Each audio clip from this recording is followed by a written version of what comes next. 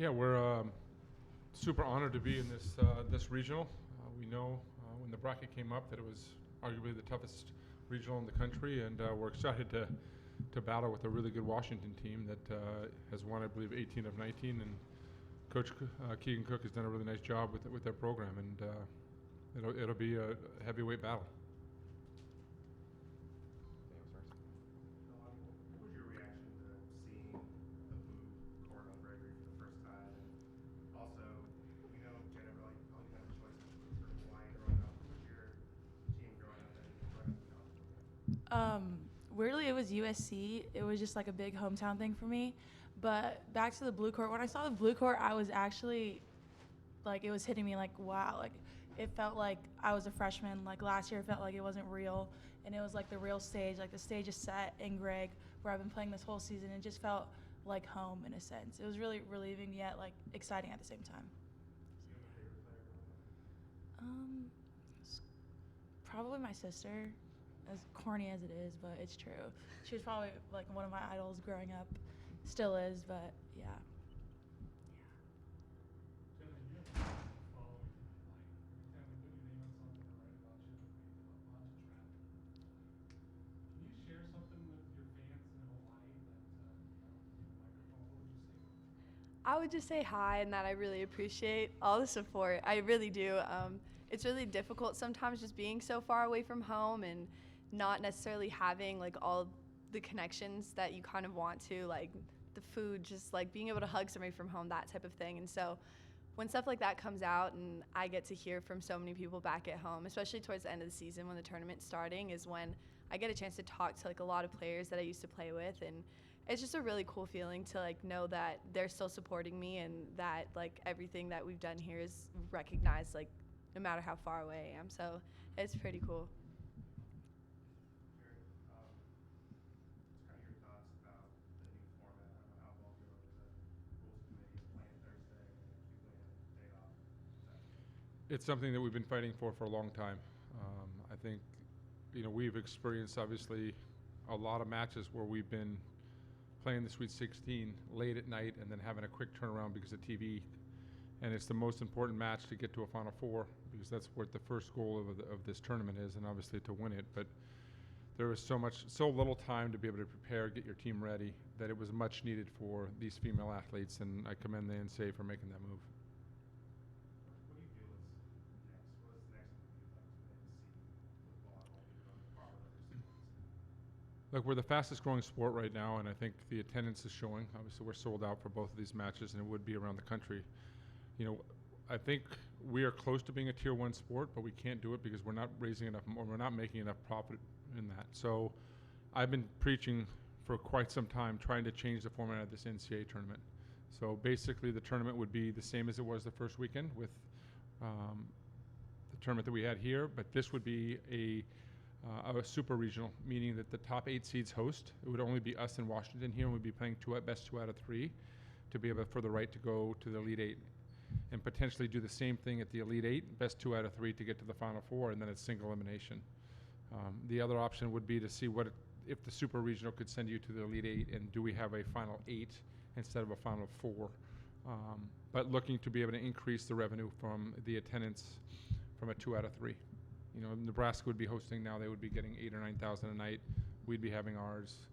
Wisconsin would be hosting. So it would make us a profitable sport, and it's really where we need to head.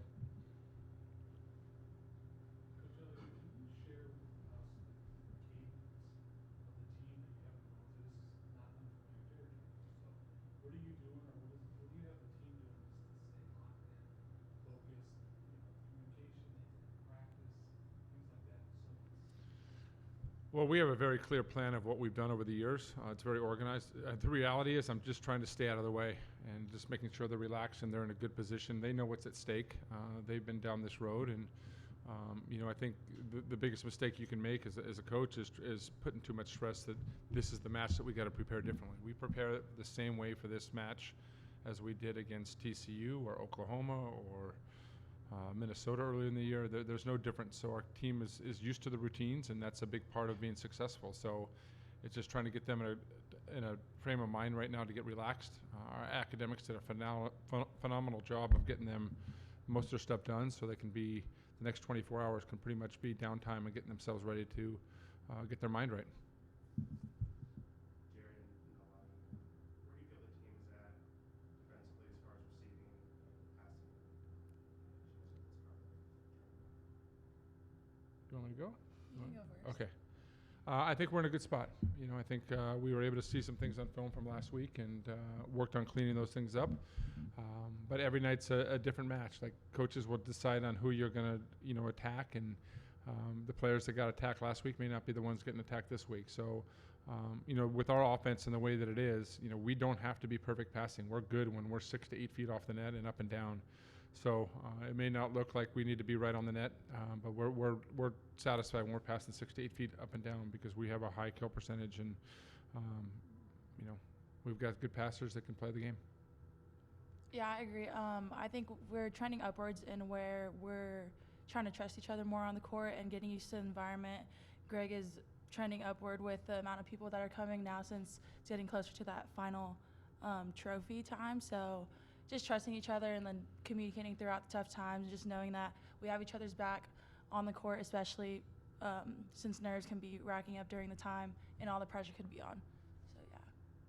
Jenna, where do you feel when your back row is putting you as the set in position with their passing? Yeah, I mean, I definitely don't have any complaints. I think we just really put a big emphasis on, like Jarrett said, just balls high up and down off the net. And, I mean, you see the way our middles operate and the way they transition, and they're still killing the same amount of balls when we're that 6 to 8 feet range off of the net. And so it's really kind of just like letting the passers go and like have their moment together and work through that together and all that, and just not try to add that extra pressure, because that doesn't necessarily add anything positive to like the situation. And you could see it like just in the past couple days of practice that like it's completely changed. Like I think they just do a really good job of going in, watching film, working with the coaches, and pinpointing what it exactly it is that like they want to focus on the next couple days, and they tackle it, and like it's pretty fixed by the time we get to our next match. So yeah. Coach Elliott, is there a instrument that measures the power that's coming off some of those kills? Is that even something like in baseball? They measure the speed, but some of those kills are just Yeah, I mean, there's the radar gun that we have. We don't utilize that enough. The game is not only just about power; it's about angles. It's about how high you hit. It's about the speed of what you hit. It's about the sides of the ball that you hit. So just trying to kind of find space and on the flooring. But yes, it's the game moves really fast, and I think if the fans were sitting right by the court, they would realize this is a highly talented physical sport. Coach Elliott, with Washington on a 10-game winning streak, what do you see as the most impressive part of their team? What are you really watching out for? Well, they're extremely balanced. They've got, you know, they're very effective behind. You know, it's a different look of what they've seen, and they've got a lot of experience. This is basically the same team that was in the Final Four last year. So we're matched up against a team that, you know, has our physicality and can do a lot of things that we do. So they're serving and passing extremely well, and they're staying in system, and they got an experienced setter that knows how to run the offense. You guys also have a lot of returning players from last year. Does that make a difference for you guys, especially getting into the later rounds of the tournament? Well, yeah, I think experience in this game is huge. I mean, the older these players get, the more they understand the game, the more the game comes to them at a high level. And I think if you talk to me or Keegan, I think we are both focused more on our side of the net. We will make some adjustments in terms of what we can do, but for us, it's, you know, we think our good is good enough. And if we can play our style of volleyball, then it'll be a really good match.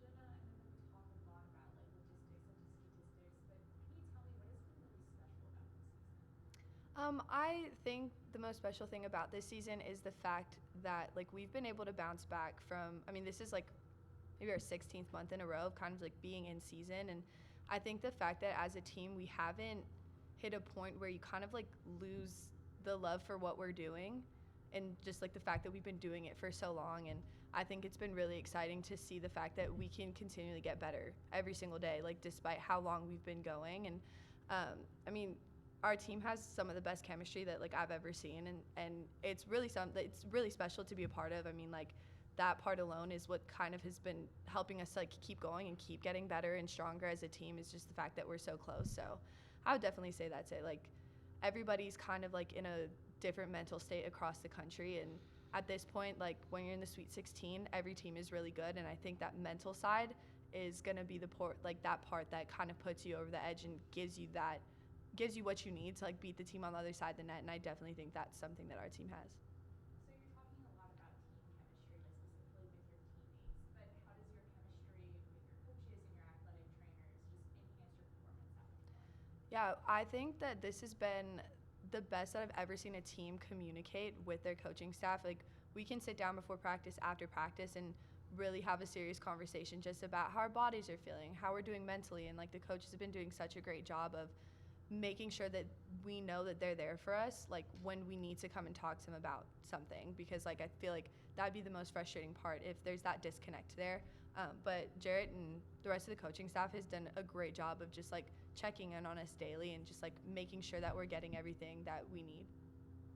Does it make a difference for you playing these next games at home, like mentally? Yeah, I mean, for sure. Like, there's nothing like Longhorn Nation. Like, being in Greg sold out and, like, not being able to hear the person next to you because, like, everybody's cheering for you and just repping the burnt orange is nuts. Like, it's a comforting feeling knowing that other teams have to come into this environment, and it's just even more exciting to know that, like, we get to own that part of it. Coach Ellie, back to the radar question on the power. Is there a number that you can give us that you could share that is impressive? And then added to that, would you say that these two games are sold out? You know that they're sold out? I think they're close to sold out, or they're almost sold out. Yeah, I think they're in that position. Yeah, I don't have a radar gun. You know, I think they're probably 70 to 80 miles an hour. I don't know, 60 to, I don't know. I haven't done it in a while, so I haven't clocked. I don't want to be wrong when clocking what Logan or Skylar or Brio those guys hit. Or Jenna. Yeah. Jenna's about 12 miles an hour, but everybody else is. Sounds about right. Both.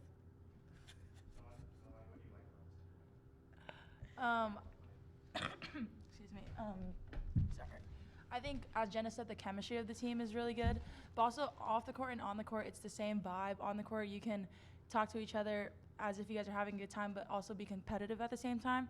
I think finding that balance is really hard to do on the court, but we do a good job of turning it on when it needs to be turned on, but at the same time, letting it loose to where there's not that much tense and pressure on the court.